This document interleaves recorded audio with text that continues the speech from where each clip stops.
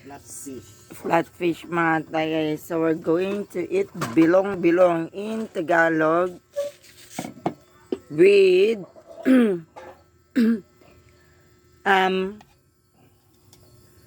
with this ano ka nito? Cabbage. Pitsay. Pechay. Pechay is like a Filipino cabbage. But it's not a Filipino cabbage. And kamatis, ginger, and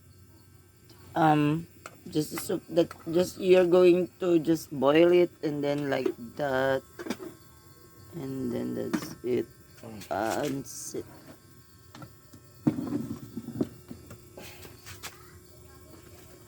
So I have rice as usual, as a Filipino style.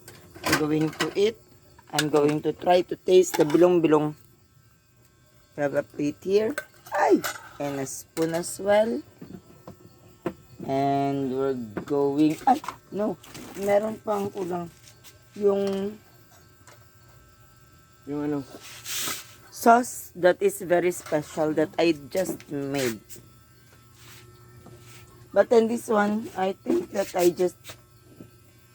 put a lot of soy sauce, but there's a calamansi, chili that we have had in the garden, and a suka, or let us say vinegar.